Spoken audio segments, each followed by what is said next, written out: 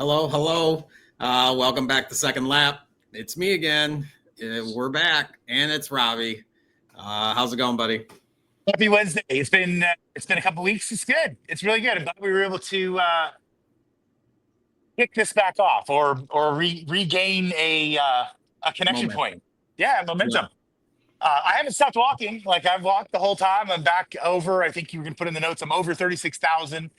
I don't exactly have a number because that's been kind of a rough estimate since they took away the total, and I'm shaming Fitbit into adding in a yearly total again so that we can see where that's at. Um, but really, just wanted to, there's a couple things. The main that thing I sent to you was, and what I just posted, which is, people think that they can go, drink Slurpees and eat candy bars and do whatever they want, and then if they go jog the 3 or 4 or 5, whatever their goal is, miles in the day, that eradicates the shit they just put into their body. And so Oh, okay. I'm gonna pull that into real life. I have been challenged with an A1C, which is a trailing measurement of your 90-day blood sugar level or your glucose in your sugar. The number is supposed to be below 5. You get near 6, you're getting into pre-diabetes. You go over 7, you're a diabetic. Uh, 4 years ago, I was approaching 7. Um, I went and rapidly adjusted my diet, went into a 16/8 fast, went into no carbohydrates, pretty much just eat meat. And I was able to drop it down into the sixes in less than 90 days. So it was really quick, and it was showed me that my diet does have an effect. Fast forward over the next 4 years, I slowly added every bit of poison, sugar, carb, bread, anything that I had stolen from my diet back into my diet. And so when I went in and got my blood checked after I think it was almost 2 years, because I'm changing doctors and a whole nother podcast, we'll talk about healthcare. I got it checked and it was back to 7.2. And the doctor just basically said, "Hey, I'm going to put you on this medicine and this medicine," because he knew how much I walked, or I'm a walker. He knows how much I walk every day. He knows my exercise level. So he just basically said to the meme that we were talking about earlier, that because I was doing all this stuff, the rest of it, what I was doing didn't matter. And I was like, well, I would eat a half a bag of Hershey's Kisses or 12 chocolate chip cookies in a day. Yeah, I could give myself an excuse I was walking, but that sugar was killing my system. So I just wanted to bring that up, that I think we lie to ourselves and we do have sort of the best intentions and think, hey, we're doing some of this stuff. But if you still do stupid shit, you're going to have stupid results. You're back. Am I back? Where, Yeah. where did I lose you? You were like a second off, but no, I think we were talking pre-show, and I took it one way, but I definitely like the way that you laid this out. I can definitely say, granted, if you can see the chaos that's behind me. I've had stress helping me lose some weight, but I started walking a lot more now. Every time I go and take my son to school, I'm going the long way home, Right. but I was doing that all of last year and really didn't notice anything within the last few months. And I think it was you I talked about it, or somebody else. But I cut out putting like a scoop of sugar in my coffee for like the 2 or 3 Me. that I was having. And whether it was like 2 scoops or something, I forced myself into, just because it's like I've already got creamer, which I looked has sugar in it too. So Right. I'm just like double, tripling on top of it. And I have definitely noticed just doing that one small change I definitely can feel the difference. But I think that's on top of eating healthier. And yes, we're going to slip up. And like, I think we've talked about this before, of the pursuit of the perfect day.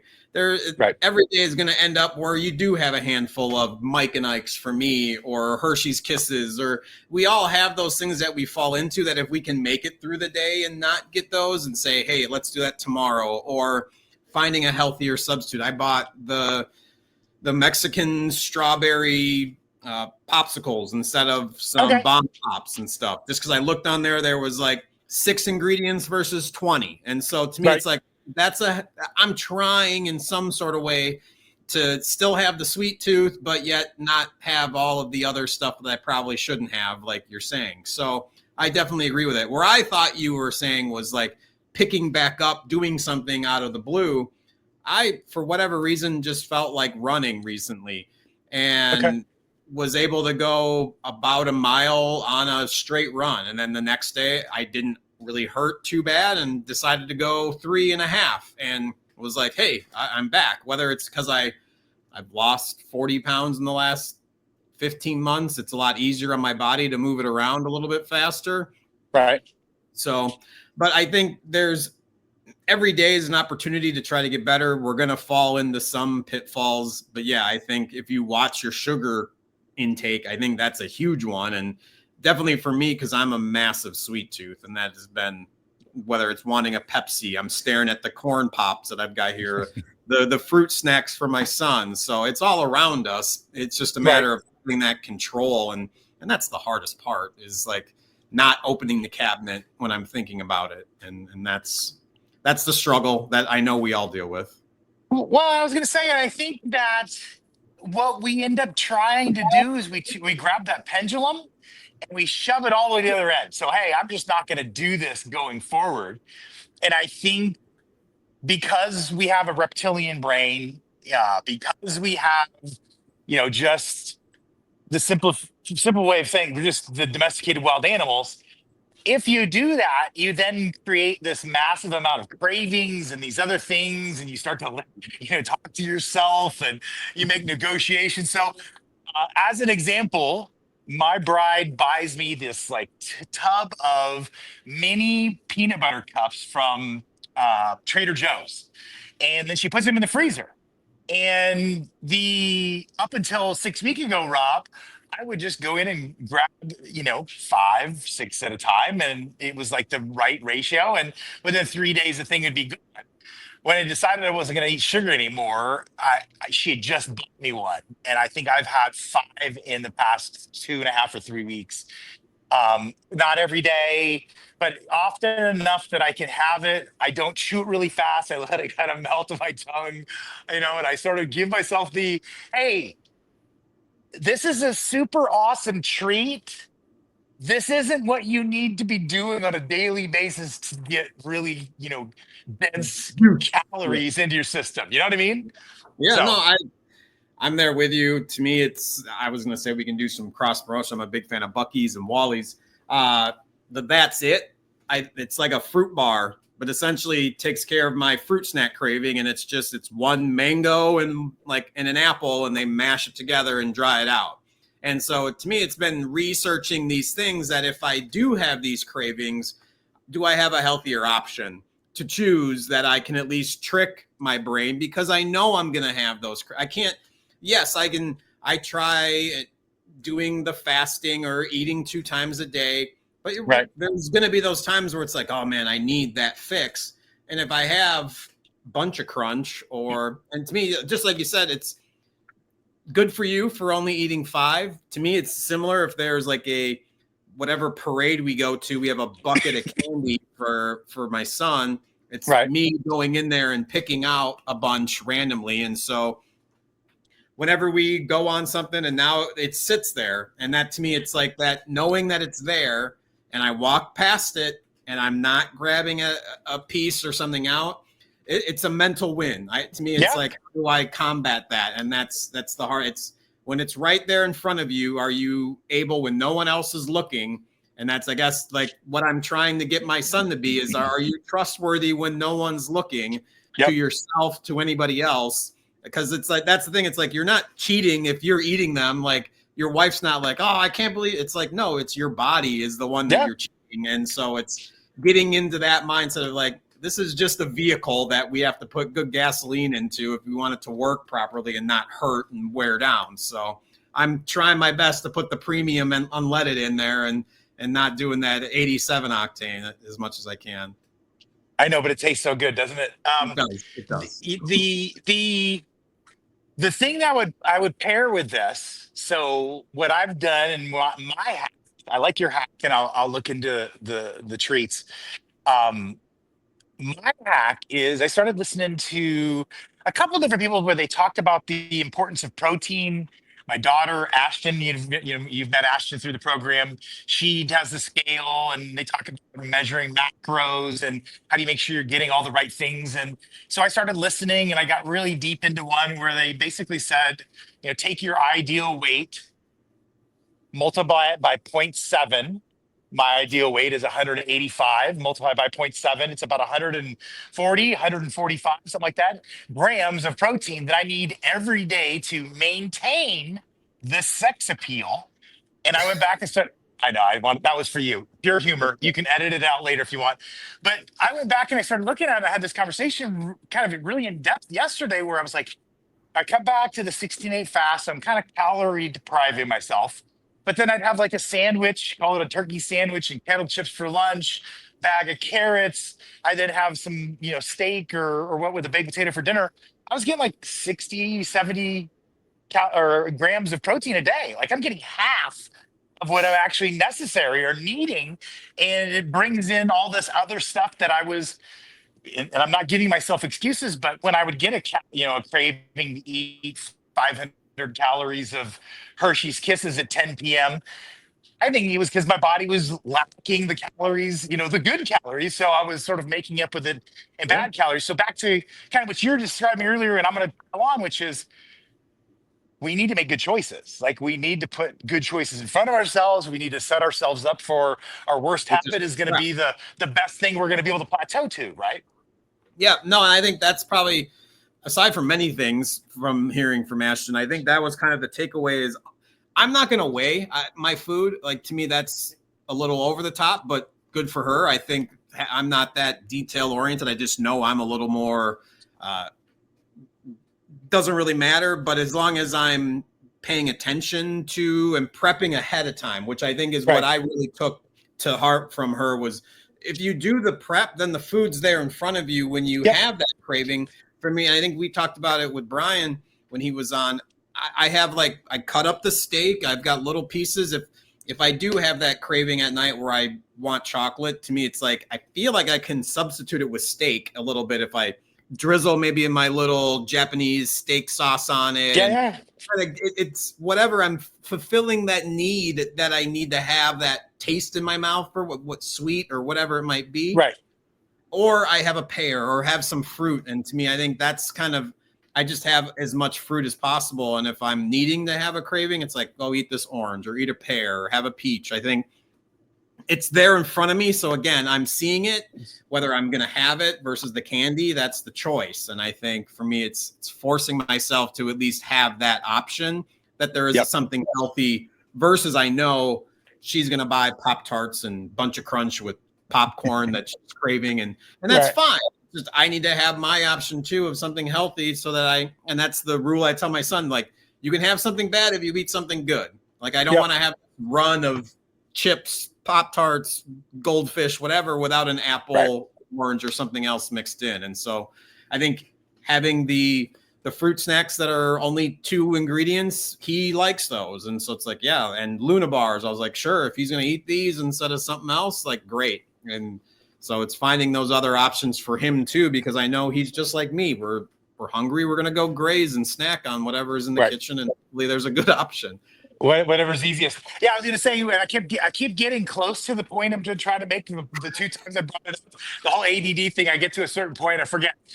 So because I was lacking in protein, the people that I've listened to, the doctors, the specialists, the people that sort of specialize in that area, have said that it's okay to supplement. Like it's hard to get 30 to 50 grams of protein in every meal. Like you get satiated at times. You can't sometimes get over that hump. And so they add in this protein shake. So you take a scoop of protein and you put it into 8 ounces of water and you blend it up. I use the frother, and it's Jocko. So Jocko, I get points just immediately for saying the word. And then it's Jocko cookies and cream. Man, like if I'm trying to get rid of a sweet tooth, like I'm adding to, like, this is the coolest thing in the world. So I'm making two of these. It's giving me 25 extra grams of protein per serving, or an extra 50 during the day. And I'm getting something sweet, which is killing my need to have sweet Have you? stuff. You know what I'm saying? Yeah. Have you looked into kefir? It's like I've been a I think big I've fan of tried like, it one time and it was like, I don't think I got the right kind. You and I need to talk about that. Like, I'd be interested to hear yeah, more. because I can't remember if that's it, like has a bunch of protein, but it might have a little bit. But it's like almost like a. I always would get strawberry. It's like a strawberry shake essentially, and so for me that was always kind of a go-to because I didn't drink milk. Like my Right. parents forced cereal milk, and we did Nutri-Grain. It wasn't Cocoa Puffs, so it was like brand cereal that I was drinking this and. So ever since Okay. then, I just never drank milk. So it was like, how do I supplement? I've never broken a bone, but like, how do I get calcium? So whether it's cheese, yogurt, whatever it might be, kefir Right. was an option. And I've been going nuts lately with peanut butter and jellies. I've been on a craving with those. So finding like a really good, I've been What having kind of just, bread? What kind of bread? that's the one downside. I probably go and get the like artisan white bread. So to Okay. me, that's the one like I'm gonna lax on that because I'm gonna get the high end peanut butter and the Sure. like local preserves. And Yep. so that's to me, I've been crushing those. So that was I and did 2 years stuff of being like a vegetarian in the Navy, so I did like 180,000 peanut butter and jelly sandwiches in like one 6-month cruise. So I appreciate what you're doing, and I don't know that I could consume that many it's ever like again in my one a day, life. maybe And one day it's good. Yeah, it's one a good. day. It's like an afternoon snack. If I like again, it fills a craving need. I've done them for dinners. Like to me, I'll just have two, and that's dinner if we're Yeah. all because it's been nuts lately, and it's like let me just get something into my body, and it's again, it has sweet. So, and No, I'm a I like sweet it. tooth. I brought this up and I brought the protein up, and I've continued to sort of stack these up because I think, and you're behind me. I'm not going to pull you into the 50s, but when you hit the 50s, you really start to see this kind of falling off of muscle mass. It's like Um, 27 for me. well, I was going to say this is where I was going From to actually peak. go. From peak. Have you seen Jay Leno lately? No, is he thin again? Go look up Jay Leno. He looks, the word I would use is he looks frail. Like he looks frail, like Clint Eastwood looks frail, but Clint Eastwood was 95 years old, so there's a whole, Yeah. different term there. But that that frailty is what concerns me. And you brought up Brian earlier. I was talking to Brian about this yesterday. Brian's working out 5 days a week at 55 years old. He's like trying to bulk up with muscle. And we've talked about it. And it's like, that's our superpower. Like if you get that extra, bulk of muscle, it's not fat, it's there, and it protects your skeletal system, and it can't be easily into once you're over that hump. It's just hard. I'm watching my own dad who's, in his mid 70s, and it's like he's starting to have that frail appearance. And so for me, I'm just really absorbed in it. I'm listening to it, and I'm wanting to try and put a little bit of muscle on without going back to 220. I just want to put some, what do they call it, light, uh, lean muscle mass or whatever they call it. I just want to have more of a kind of a skeletal protection system. Yeah, no, that's why I've started integrating push-ups a lot more. And to me, I I feel saw like those. that's Awesome. it's like a universal thing. That which is funny because on that walk, I think I went 4 miles and did that 4 times. So it was to me, that's if I can knock out 50 once, then why can't I do it again? And it gets easier. And to me, that's kind of right. I got to get back into that again just because I've been It's doing. all here. Oh, absolutely. It's It's whatever all number here. you choose. And that's the thing, too. Every time I'm like, all right, I'm going to do 30, 27, you start getting tired. Or Yep. if I'm going to say I'm going to do 50, like 44, all of a sudden my arm, it's like, and that's to me, it's you got to overextend those goals because it's like your mind and body can do it. It's just, you got to force it. You have to lie to yourself, as stupid as that Oh, sounds. all the time. I I'm older, so I'm going to give myself a little credit. I do it in sets of 30. and I actually do it in sets of 10. So in my mind, I do 1 through 10, Yeah. 1 through 10, 1 through 10. And so I'm doing the 10th one when I'm hitting 30. So my brain never knows. I mean, it does know. It's not stupid, but it's almost like you're your loudest critic. You're your loudest cheerleader. You're the one doing it. And so you kind of have to just take the reins. And I hate using this thing, lie to yourself, because lying is the worst thing you can do to me. And I really just, it is the worst. But you got to lie to yourself. You got to like, No, and that's for Army fitness tests. You get, what is it? You get, was it a minute, 2 minutes to do as many push-ups, as many sit-ups, and then you do a 2-mile run. okay. And I broke the drill sergeant's record, and he gave me like his drill sergeant coin. Nice. So in my head, I'm knowing 50 is easy because I did 110 in 2 minutes, and then I did 111 sit-ups.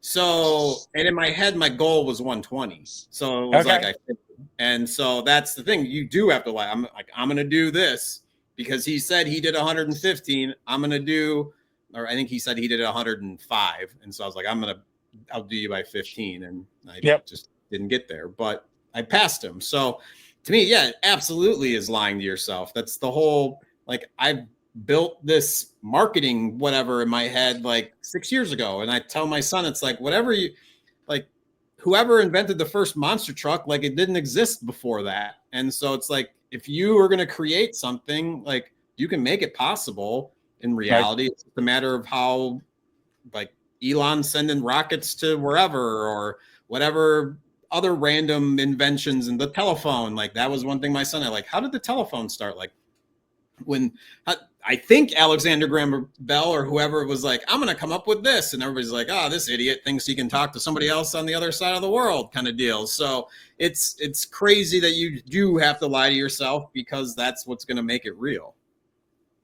I hear you. Maybe we should just come up with a way to say it other than lying to yourself, that you're just sort of, you're your own motivator or something. I'll have to get over it. It's something just mentally. You're manifesting your future differently than what you think it is. Thank you. And so I think that's, if you're, it's whether they talk about the virtual training that athletes do, whether it's in VR, the mental reps, if you're thinking about what you're doing and having a plan for it, and even if it's something that's ridiculous, the fact that you have a plan, there's a path towards it, and obviously things are going to change, and all of a sudden you might have a model that's different than what you originally had. But right, you have a plan and a path, you can make it reality. Obviously you're going to get distracted, and just like food, there's going to be things that are going to pull you away from your plan or your focus. It's just a matter of making sure that you keep on.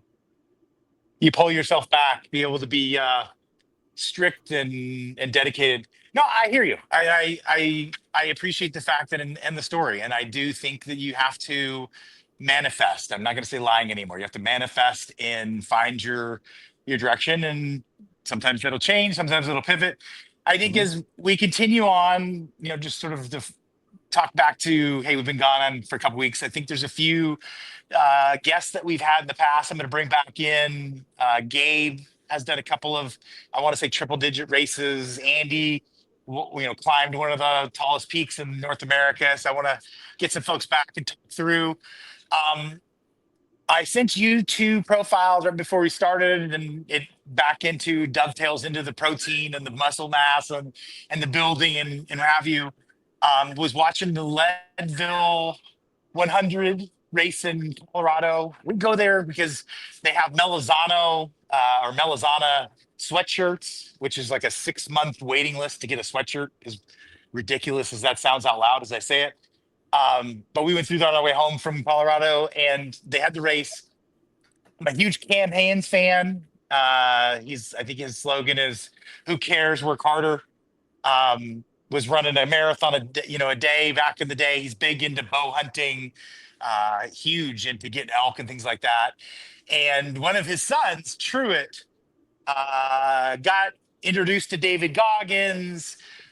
Originally beat David Goggins' 24-hour pull-up record. Then that got beat again, and then he beat it yet again. He did 10,001 pull-ups in 24 hours. So he's just a massively large piece of meat. And when I introduced or sent it to you to talk about it today, what I thought was really interesting is there was a whole bunch of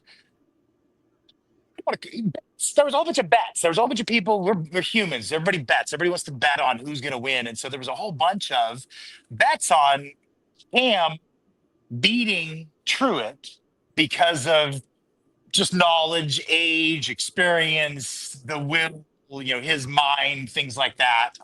And what you ended up seeing was Truett youth basically winning. So he beat his dad by an hour and a half. He did it in 22 and a half. His dad was in 24, roughly. Don't quote me exactly.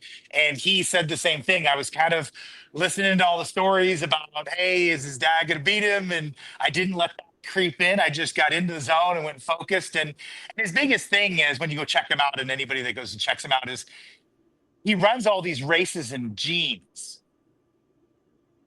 So he does a marathon in jeans.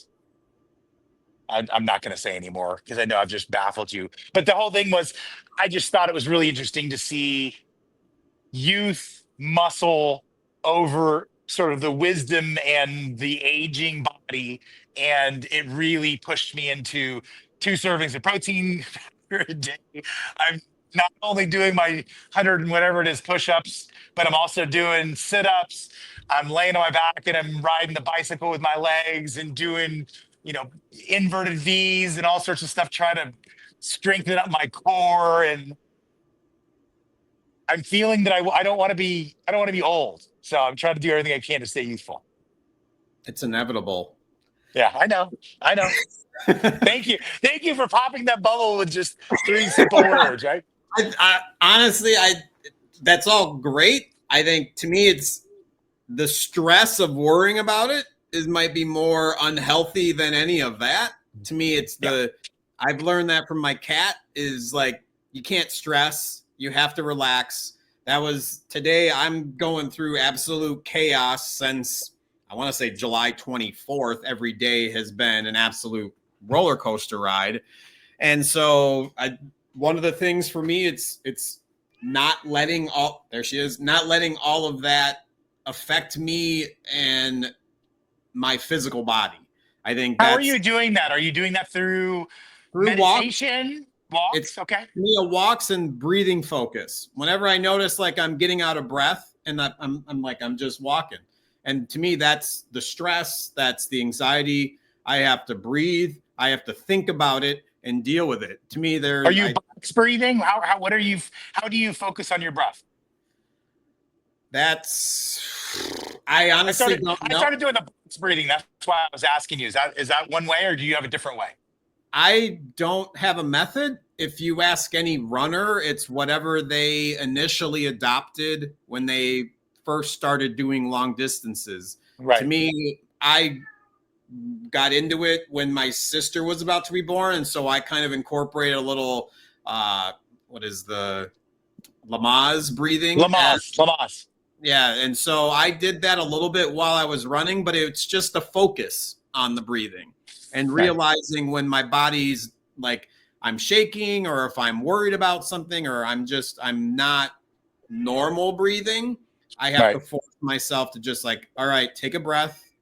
Let's relax. And we got to deal with whatever is causing me to like hold the breath in. Because that's the thing. I'm tight and I can feel it. And I notice it when I'm driving.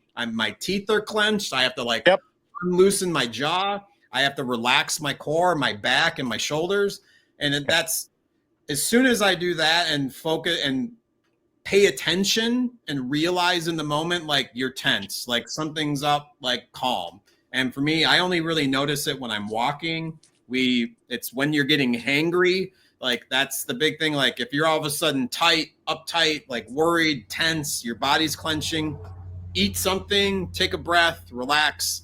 For me, it's being self-aware. And that's the hardest part is in that moment, like why am I feeling like this? And then being like, okay, having that self-assessment and being like, I need to breathe. I need to relax for a second. Just now, it's like I can feel my like the gut like is just tight. Like I'm holding it right below like the top of my rib cage if I'm relaxing that and like, okay, I got to breathe because otherwise everything is tense and then I'm just kind of on edge. And that's, to me, it's, if I'm on edge, then I'm not healthy. I'm not in a good state of mind. I need to relax. And that's thanks to that one right there.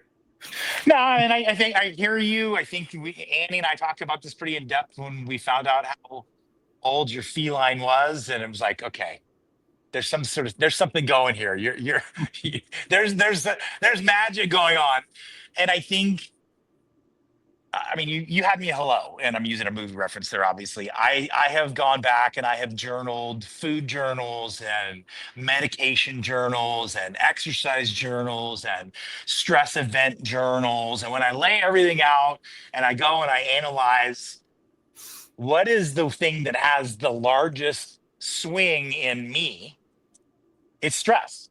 Like all the rest of it is easy. It's stress. So to what you said, I mean, it's a blessing that you're aware. I mean, that's what I think everybody needs, is really to be aware, to understand when you can feel that coming on. I was listening to you talk. I do the same exact thing. I sit there and I'm starting to worry about something. I then realize I'm worrying about something that's going to possibly happen tomorrow. There's an 8 out of 10 chance it's never going to happen. So I'm stressing about it and I'm holding my breath. I'm like tight in my chest and I'm like, what? Why I've been am I blessed holding my with, breath?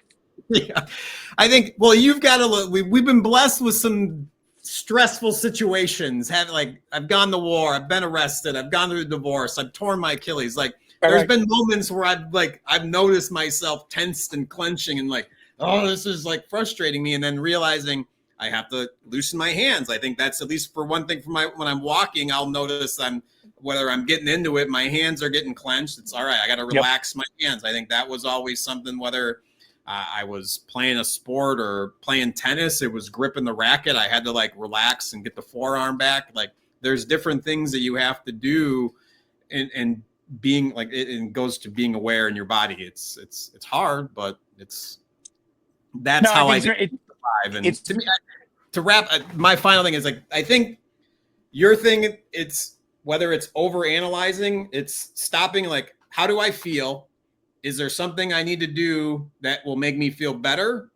Or am I feeling good and just, let's just stay it like it is? And so I think it's finding that and just like, hey, what does my body need right now? Obviously you can look at numbers, and it's funny, we have the Fitbit stuff going. As soon as I broke my Apple Watch and kind of gave up, my like fitness journey kind of blew up, because it was more of less worrying about the numbers. It was just like, you just have to do it. Like, to me, that was the better motivation for me. And I know we're all different, but to me, it was like over data. I was over analyzing too many things. And it's like, hey, if I know what I'm having for breakfast, kind of what I know for lunch, dinner, it's who knows what the family wants. And if I'm walking and doing what I need to do outside of that, I think I'm going to be in good shape, as long as I'm paying attention to my body. And I just told my buddy earlier today, I'm like, I'm 43. Thankfully, I'm not on any prescription medications. I'm 185 pounds. Like, that's, whether it's a tribute to my parents and them raising me and feeding me all the fish and the good food and the salads every night.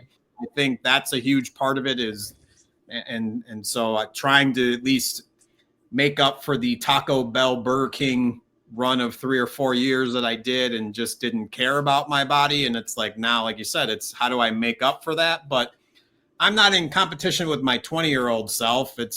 I have to make sure I feel okay and can get up, and that my back's not killing me from moving this couch out of the one room and painting my arm up like this for 3 hours. So it's that recovery to be able to do it every day, and me feeling like, all right, my body's able to do this. I'm not on my back like, oh, it hurts, and not moving. It's like I at least am able to get up and do it again. So yeah. And I feel like I sound like a know-it-all, and I feel like one sometimes, but I think this is just my experience and what my body feels like. And I think it's different for everybody. And like I said, I'm thankful my parents force fed me a lot of the stuff that they did. Yeah, I agree. Mine moved me to Alaska in first grade, and forced us to go on walks and cross country skiing and all sorts of things that took me Yep. away from the craziness. So I appreciate that. So are you, on a personal note, before we tie this off, are you close to this chapter of anxiety and stress, with the move and stuff like that? Are you getting close to sort of wrapping things up and being into the next chapter, or are you midstream? Where are you in the journey? Yeah, like I said, since mid-July, I think when we found our house that we're moving into, we're at the 5-yard line. We're right there. Okay. And so I think there's less critical things that are left in our way, just small hurdles. So, but essentially mid-month we'll be in a new spot. And so, but yeah, it's been a real estate I don't want to say master class, just crash course for sure. But learned a lot about this house, learned a lot about the selling of houses and buying of houses and all that, cash buyers and so much fun stuff. But yeah, we just got to finish up a few things and then get things moving. But I've got a trip next week, so that's jumbled up a bunch of stuff. So where are you going? Reno for the window film conference in Tintoff. So essentially our marketing base, their yearly conference. Fantastic. If anybody that I know is there, say hello for me. I will. There'll be a few. Cool. All right, we'll get back on doing this a little bit better. I will get back with you because you're going to teach me how to push play. Yes, indeed. Awesome. Appreciate you. All right. Be safe. All right, see you. Bye.